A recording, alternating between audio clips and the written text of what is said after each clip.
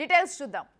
నిన్న సీఎం జగన్ పై రాయి దాడి మరొక ముందే ఈరోజు పవన్ కళ్యాణ్ పై రాయి దాడి జరిగింది. తెనాలిలో పర్యటిస్తున్న జనసేన అధినేత పవన్ కళ్యాణ్ పైన రాళ్ల దాడి కలకలం రేపింది.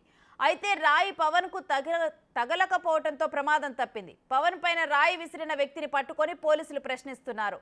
అయితే తాను పవన్ మీద కాకుండా తన స్నేహితుడి కోసం ఆ రాయిని వేసినట్లుగా నిందితుడు తెలిపాడు. నిందితుడు చెప్పిన కారణం వాస్తవం లేకపోతే నిజంగానే పవన్ పై రాయి వేయాలనుకున్నాడా అనే కోణంలో పోలీసులు దర్యాప్తు చేస్తున్నారు.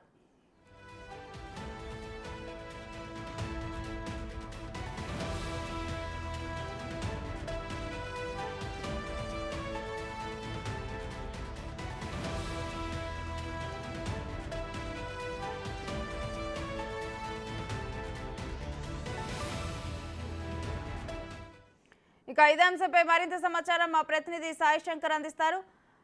సాయి శంకర్, పవన్ పై జరిగిన రాళ్ల దాడి గురించి డీటెయిల్స్ ఏంటి?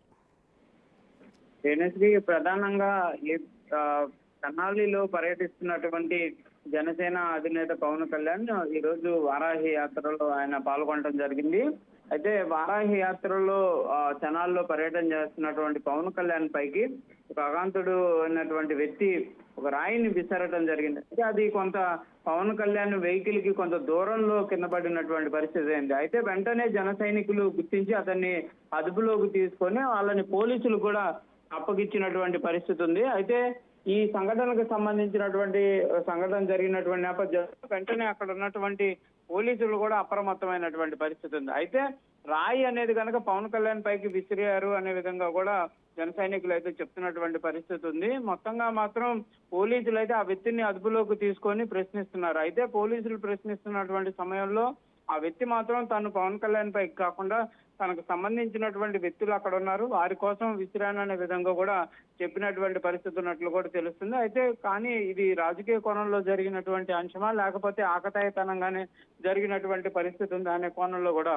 తెనాలికి సంబంధించినటువంటి పోలీసులు అయితే ఆ వ్యక్తితో ఎంక్వైరీ అయితే చేస్తున్నటువంటి పరిస్థితి ఉంది. ఏదైనప్పటికీ మాత్రం నిన్న సీఎంతో జరిగినటువంటి రాళ్ల దాడి వెంటనే పవన్ కళ్యాణ్ పై ఈ రోజు తెనాల్లో జరగడం కూడా కొంత కలకలం రేపుతుంది అనే విధంగా చెప్పుకోవచ్చు. కాకపోతే జన సైనికులు మాత్రం ఒక అంశం చెప్తున్నారు, కావాలని చెప్పే పవన్ కళ్యాణ్ పైకి విసిరేటటువంటి ప్రయత్నం చేశారు, కాకపోతే అది అంత దూరం వెళ్లకుండా ముందే పడిపోయినటువంటి పరిస్థితి ఉందనే విధంగా మాత్రం ఆల్రెడీ జగన్ విషయంలో ఇలానే రాళ్ల దాడి జరిగినప్పుడు దాంట్లో భద్రతా వైఫల్యం ఉందని చెప్పి ఇటు టీడీపీ వాళ్ళు ఆరోపిస్తున్నారు. మరోవైపు ఇప్పుడు చూసుకుంటే కనుక పవన్ కళ్యాణ్ యాత్రలో కూడా సేమ్ ఇదే జరిగింది.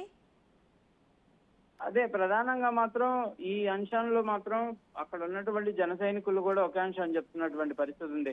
కొంత పోలీసులు అయితే ఈ యాత్రలు సాగేటటువంటి సమయంలో అప్రమత్తంగా ఉండాల్సినటువంటి పరిస్థితి ఉంది. గతంలో కూడా పవన్ కళ్యాణ్కి సంబంధించినటువంటి అంశంలో ఇలాంటి సంఘటనలు జరిగినప్పుడు కూడా అప్రమత్తం చేయాలనే విధంగా కూడా పోలీస్ శాఖకు విన్నవించడం జరిగింది. అంటే గతంలో ఆగంతుకులు పవన్ కళ్యాణ్ పర్యటనలో వాళ్ళు ఆయన్ని అబ్జర్వ్ చేసినటువంటి సిచ్యువేషన్లు ఉన్నాయనే విధంగా పవన్ కళ్యాణ్ స్వయంగా చెప్పినటువంటి పరిస్థితులు ఉన్నాయి. ప్రస్తుతం నిన్న సీఎం సంఘటన ముగియకుండానే నెక్స్ట్ వెంటనే బీఐపీ అయినటువంటి పవన్ కళ్యాణ్ కి సంబంధించినటువంటి ఒక పార్టీకి రాష్ట్ర అధ్యక్షుడిగా ఉన్నటువంటి పవన్ కళ్యాణ్ పైన ఈ దాడి జరగడం కూడా కలకలంగా మారిందనే విధంగా చెప్పుకోవచ్చు. ఎందుకంటే కంపల్సరీగా నిన్న జరిగిన సంఘటనలో ఈ రాష్ట్ర అధ్యక్షులకు సంబంధించినటువంటి పర్యటనల పైన కొంత పోలీసులు అయితే దృష్టి పెడతారు అనే విధంగా కూడా అందరూ భావించినటువంటి పరిస్థితి ఉంది. కానీ పవన్ కళ్యాణ్ కి సంబంధించి తెనాలి పర్యటనలో నిన్న జరిగిన వెంటనే ఈ రోజు జరగడం మాత్రం కొంత రాజకీయ వర్గాల్లో కూడా ఈ అంశం అనేది కలకలం సృష్టిస్తున్నటువంటి పరిస్థితి ఉంది. అయితే అగాంతకంగానే జరిగిందా లేకపోతే పర్టికులర్ గా కూడా ఇది కూడా ప్లాన్ గా జరిగినటువంటి పరిస్థితి ఉందా అనే కోణంలో అయితే